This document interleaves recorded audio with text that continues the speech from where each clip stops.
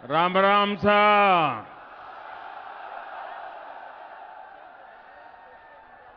भारत माता की। भारत माता की।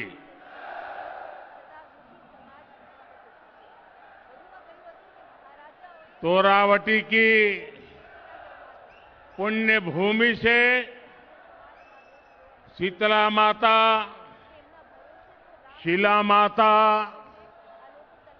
जम्बाई माता और मनसा माता के चरणों में नमन करता हूं। मैं देवनारायण भगवान को प्रणाम करता हूं। मैं तेजाजी महाराज के चरणों में नमन करता हूं और मैं जनता जनार्दन को भी अनेक अनेक वंदन करता हूं। मैं सामने जो दृश्य देख रहा हूं, राजस्थान की जनता जनार्दन का इतना बड़ा जन सैलाब, आपका ये उत्साह, आपका ये जोश 4 जून का संकेत दे रहा है।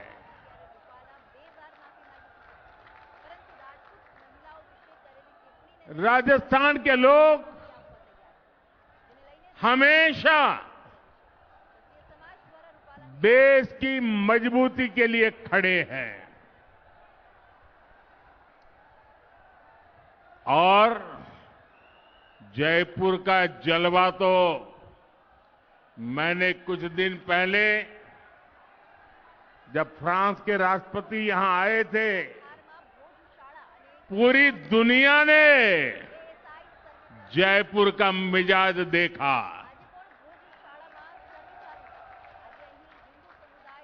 साथियों, 2019 में मेरी राजस्थान की पहली चुनावी सभा भी ढूंढाड़ से ही शुरू हुई थी। अब 2024 में भी इसी क्षेत्र से चुनावी सभा की शुरुआत हो रही है और मैं देख रहा हूं आप सबने भी निर्णय कर लिया है। फिर एक बार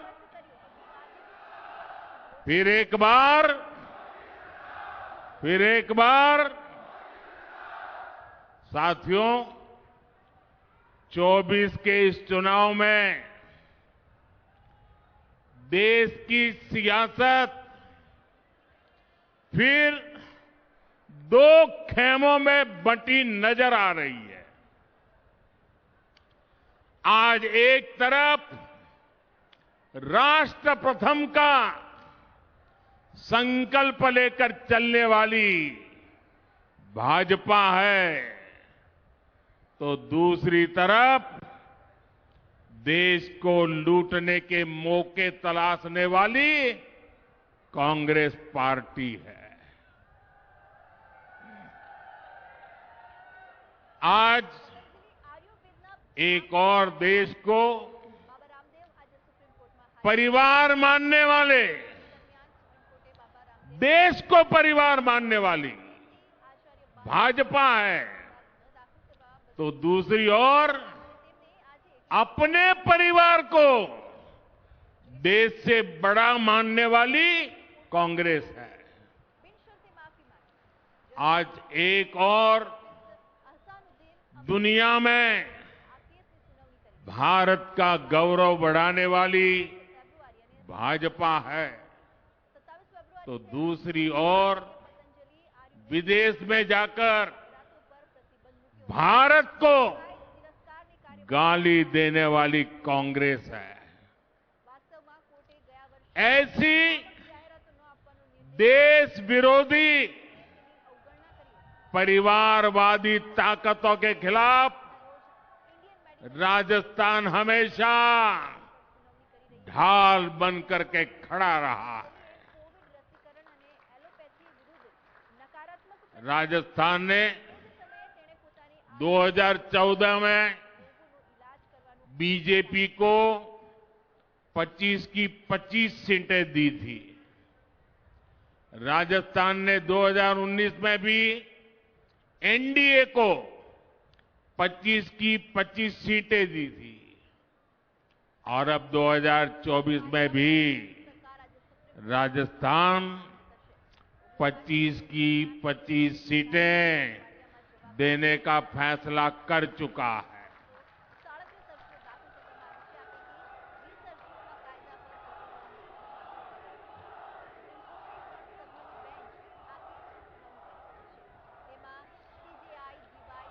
पूरा राजस्थान कह रहा है 4 जून 4 जून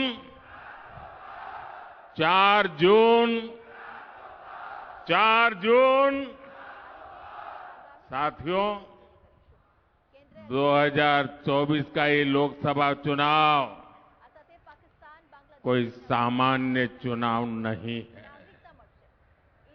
ये चुनाव विकसित राजस्थान और विकसित भारत के संकल्प का चुनाव है। ये चुनाव भारत को दुनिया की तीसरी सबसे बड़ी अर्थव्यवस्था बनाने के लिए है।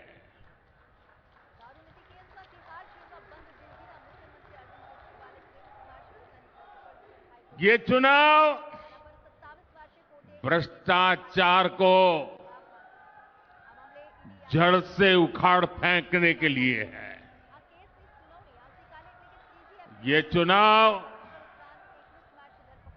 आत्मनिर्भर भारत के सपने को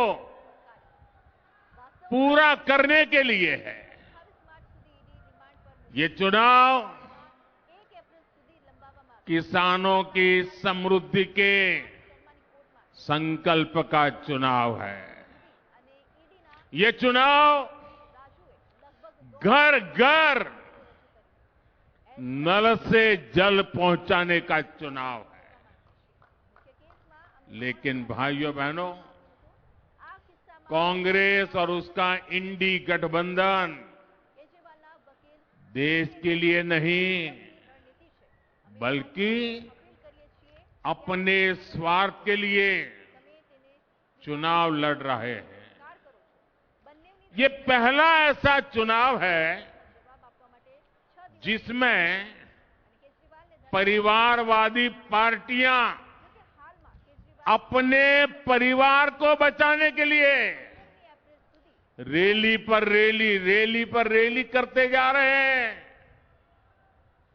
ये पहला ऐसा चुनाव है जिसमें सारे भ्रष्टाचारी मिलकर भ्रष्टाचार पर कार्रवाई रोकने के लिए रैली कर रहे हैं। मैं कहता हूं भ्रष्टाचार हटाओ। वो कहते हैं भ्रष्टाचारी बचाओ। आप मुझे बताइए भ्रष्टाचार जाना चाहिए कि नहीं जाना चाहिए?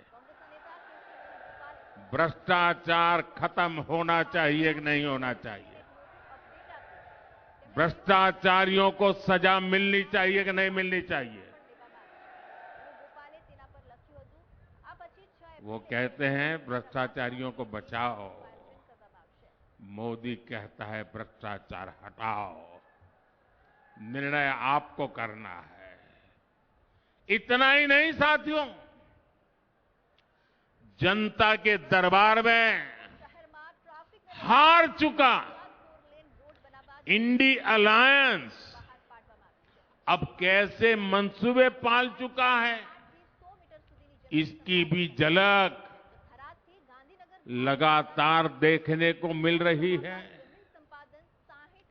ये पहला ऐसा चुनाव है जिसमें कांग्रेस पार्टी के बड़े नेता खुद के चुनाव जीतने की बात नहीं कर रहे हैं। नहीं जीतेंगे तो मौत चाहते हैं, लेकिन वो देश को धमकी दे रहे हैं कि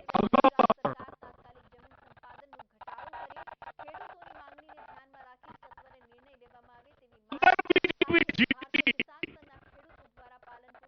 तो देश में आग लग जाएगी। भाइयों बहनों, मोदी 10 साल से बैठा है, तुम्हारी लड़ाई हुई आग को बुझा रहा है।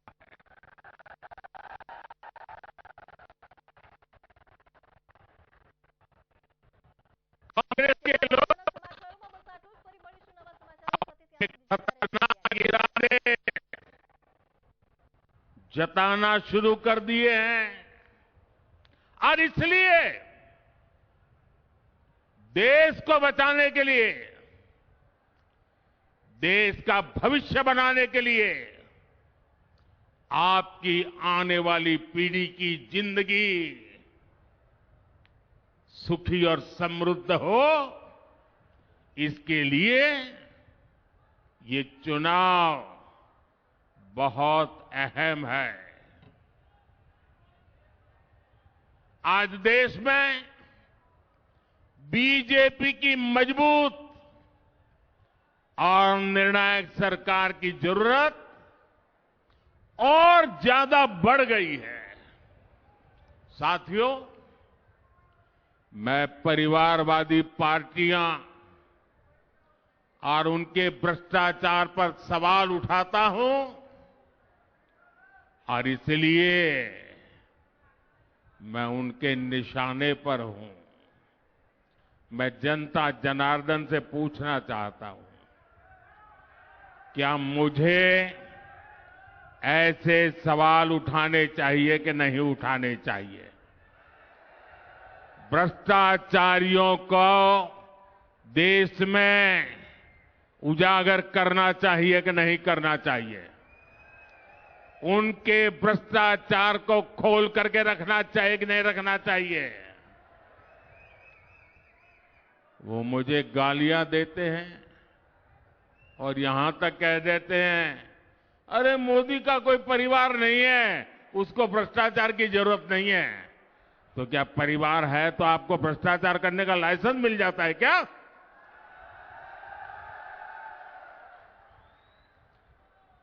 वो कुछ भी कहे, मेरे लिए तो आप ही मेरा परिवार है।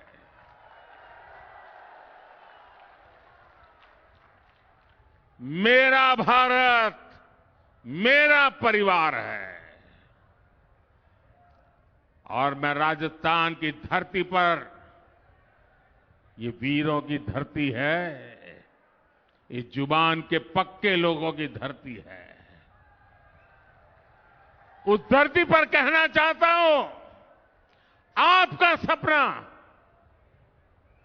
आपका सपना ही मोदी का संकल्प है।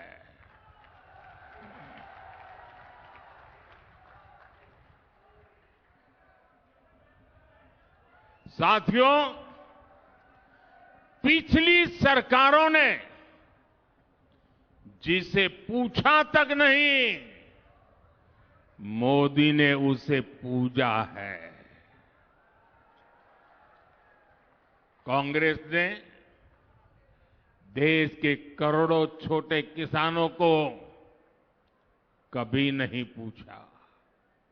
मोदी ने राजस्थान के 85 लाख से ज्यादा किसानों के बैंक खातों में पीएम किसान सम्मान निधि के करीब करीब 20,000 करोड़ रुपए भेजे हैं। कांग्रेस ने कभी श्रमिकों, मजदूरों को पूछने के लिए उनको फुर्सत नहीं मिली। मोदी ने उन्हें one nation one ration card की सुविधा दी। उनके लिए पेंशन योजनाएं बनाई। कांग्रेस ने देश के गरीबों को कभी नहीं पूछा। भाजपा सरकार देश के 80 करोड़ जरूरतमंदों को मुफ्त राशन दे रही है। और इतना ही नहीं, मेरी सरकार बहुत पहले निर्णय कर चुकी है, आने वाले 5 साल भी मुफ्त राशन मिलता रहेगा। मैं गरीब के घर का चूल्हा बुझने नहीं दूंगा। मैं भूखे पेट किसी बच्चे को सोने की नौबत आए, ये मुझे मंजूर नहीं है दोस्तों। भाजपा ने करोड़ों गरीबों को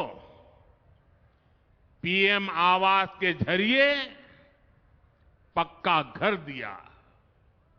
और जब पक्का घर मिलता है तो सिर्फ 4 दीवारें मिलती है, ऐसा नहीं है। जिंदगी में पहली बार इसका एक एड्रेस तय होता है। जिंदगी में पहली बार वो स्वाभिमान की जिंदगी जीने की शुरुआत करता है। पहली बार वो जिंदगी में उस नए घर में, नए आशियाने में नए सपने बुनना शुरू कर देता है। भाजपा ने गरीब माताओं बहनों के लिए करोड़ों शौचालय बनाए। ये शौचालय ये सिर्फ कोई कंस्ट्रक्शन का काम है, इतना नहीं है। ये इज्जत घर है। वो लोग गरीबी से निकले हैं ना, उनको पता है कि माताओं बहनों को शौचालय न होने से कितना दर्द झेलना पड़ता था। या तो सुबह सूरज निकलने से पहले जाओ, या तो शाम को सूरज ढलने के बाद जाओ। दिन में जाना है तो पीड़ा सहन करती थी माताएं बहनें, जा नहीं सकती। ये दर्द गरीब मां का बेटा समझ सकता है।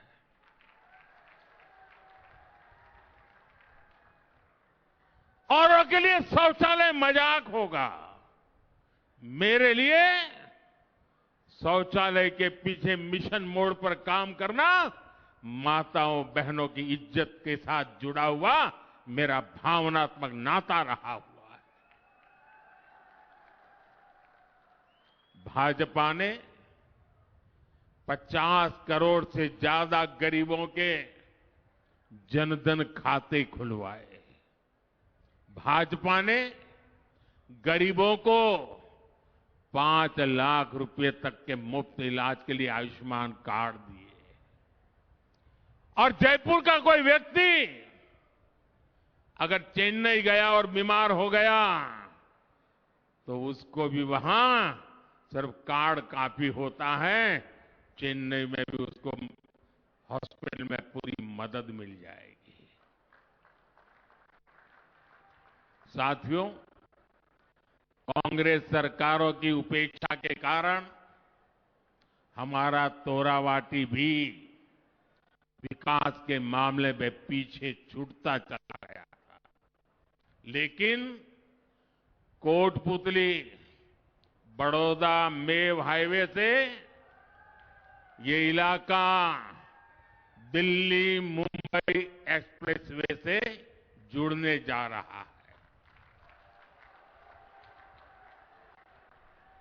पूर्वी राजस्थान कैनाल प्रोजेक्ट ईआरसीपी परियोजना को कांग्रेस ने दशकों से लटका कर रखा था।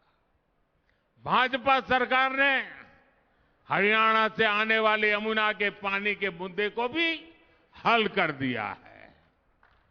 इन फैसलों से, इन परियोजनाओं से यहां के लोगों और किसानों को बहुत बड़ा फायदा होगा। ये सारे काम हम इसलिए कर पाए क्योंकि हमारी नीयत सही है। हम ईमानदारी से आपकी सेवा का प्रयास करते हैं और इसलिए मैं कहता हूं, नीयत सही तो नतीजे सही। साथियों, आज देश में बीजेपी का मतलब है विकास और समाधान, लेकिन कांग्रेस का मतलब है देश की हर बीमारी की जड़। आप देश की कोई भी बड़ी समस्या देखेंगे तो उसकी जड़ में कांग्रेस पार्टी ही नजर आएगी। आजादी के 7 दशकों तक देश में गरीबी रही कांग्रेस की वजह से। भारत को नई टेक्नोलॉजी के लिए, रक्षा सामान के लिए दूसरे देशों की ओर देखना पड़ता था कांग्रेस की वजह से। कांग्रेस ने कभी हमारी सेना को आत्मनिर्भर नहीं होने दिया। कांग्रेस के समय में भारत की पहचान दुनिया के सबसे बड़े हथियार इंपोर्ट करने वाले, हथियार आयात करने वाले देश की थी। आज भाजपा सरकार के समय भारत की पहचान भारत के हथियार का निर्यात करने वाले देश के तौर पर बन रही है। कल ही भारत ने डिफेंस एक्सपोर्ट में नया रिकॉर्ड बनाया है। आजादी के बाद पहली बार ऐसा हुआ है जब भारत ने 21,000 करोड़ रुपए का रक्षा सामान निर्यात किया है, एक्सपोर्ट किया है। भारत आज 80 से ज्यादा देशों को मेड इन इंडिया हथियार बेचता है। और इसलिए मैं फिर कहूंगा, नीयत सही तो नतीजे सही। साथियों, भारत की सफलता के बीच मैंने कभी, हर देशवासी इस बात को भली भांति जानता है, मैंने कभी ये दावा नहीं किया कि 10 साल में हमने सब कुछ पूरा कर दिया। मैंने ऐसा दावा कभी नहीं किया। लेकिन ये भी सच है कि जो काम आजादी के बाद 5-6 दशकों में नहीं हो पाए, वो काम हमने करके दिखाए हैं। देश को जिस गति की जरूरत थी, हमने उस गति से काम किया है। 2014 तक देश में 20,000 किलोमीटर रेल लाइन बिजली से जुड़ी थी। आपको आंकड़ा याद रहेगा, 2014 तक 20,000 किलोमीटर रेल लाइन बिजली से जुड़ी थी। कितनी, जरा बताएंगे? कितने किलोमीटर? 20,000 किलोमीटर। कितने किलोमीटर? इतने आजादी के बाद इतने सालों में 20,000 किलोमीटर। याद रहेगा? 10 वर्षों में मोदी ने 40,000 किलोमीटर से अधिक रेल लाइनों को बिजली से जोड़ दिया, इलेक्ट्रिफिकेशन कर दिया। कांग्रेस ने दशकों तक केवल गरीबी हटाओ का नारा दिया। बीजेपी ने 25 करोड़ गरीबों को गरीबी से बाहर निकाल करके दिखा दिया है। भाइयों बहनों, 370 मानो ऐसा बिजली का करंट था, ऐसा डरा के रखा था, कोई 370 को छुएगा तो पूरे देश में बिजली का करंट लग जाएगा। छूने को तैयार नहीं थी। इनको पता नहीं है ये मोदी है।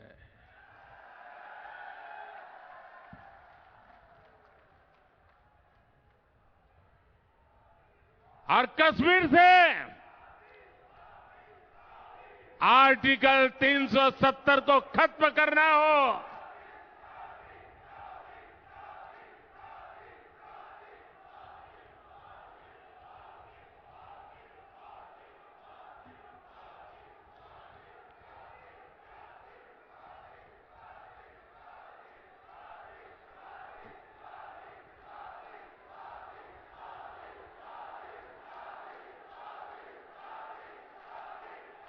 मैं विशेष रूप से माता और बहनों को प्रणाम करता हूं। आपका ये आशीर्वाद, आपका ये उत्साह, मैं आपको विशेष प्रणाम करता हूं। इन लोगों ने सालों तक चलाया। अगर राम मंदिर का नाम भी लोगे तो देश जल मरेगा, आग लग जाएगी। भव्य राम मंदिर बना कि नहीं बना? बना कि नहीं बना? दिए जले, आग नहीं लगी। 3 तलाक के खिलाफ हमने सख्त कानून बनाकर मुस्लिम बेटियों की जिंदगी बचाने का काम किया। 1 रैंक 1 पेंशन लटका के रखे थे।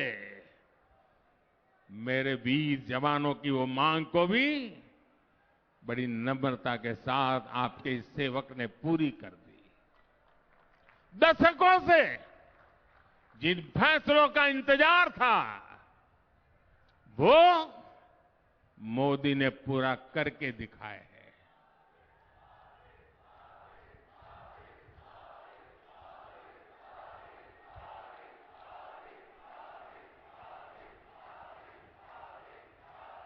साथियों, और इसलिए कुछ लोग कहने लगे हैं, अरे मोदी जी इतना कुछ हो गया, अब क्या बाकी बचा है? अरे जरा अब तो आराम करो। लेकिन ऐसे लोग भूल जाते हैं, मोदी मौज करने के लिए पैदा नहीं हुआ।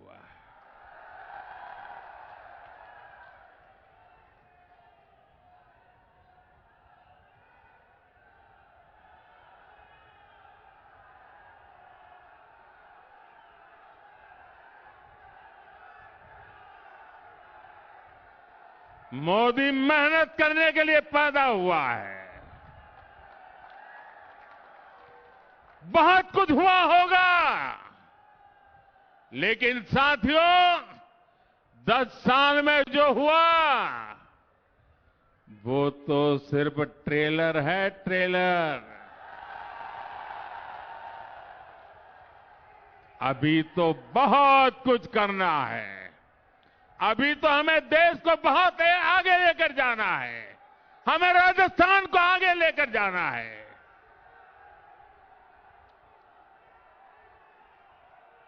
बीजेपी सरकार का तीसरा कार्यकाल ऐतिहासिक और निर्णायक फैसलों का कार्यकाल होने वाला है।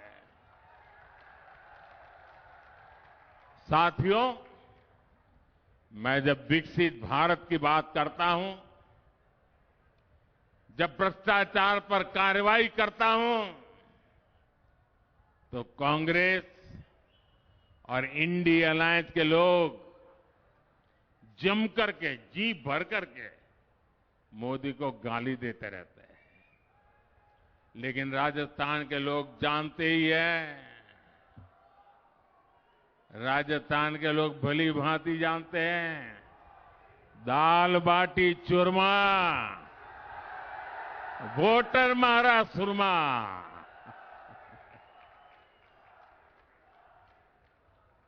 मोदी तो देश के वोटर की ताकत से, जनता जनार्दन की ताकत से दिन रात दौड़ता है, आपके लिए दौड़ता है,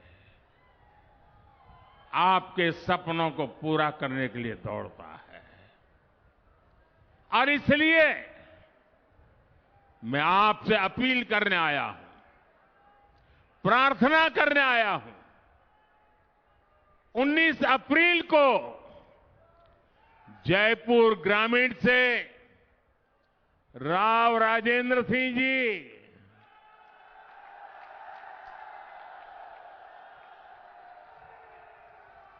और पूरे राजस्थान से भाजपा के सारे उम्मीदवार, इनको दिया आपका एक एक वोट मोदी की ताकत बढ़ाएगा।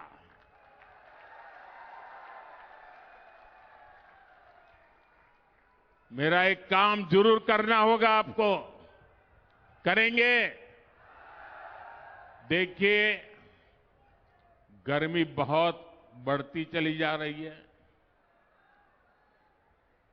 हम तो वीरों की भूमि है, कितनी ही गर्मी क्यों न हो, कितनी ही बर्फबारी क्यों न होती हो, रेगिस्तान में कितनी ही आंधी चलती हो, लेकिन हमारा राजस्थान का वीर बिना डगे, बिना थके खड़ा रहता है। अगर मेरे देश का वीर जवान अगर किसी भी मौसम में मेरे देश के लिए तैनात रहता है, तो हमें तो देश के लिए गर्मी कितनी ही क्यों न हो, घर से निकल करके वोट जरूर करना है।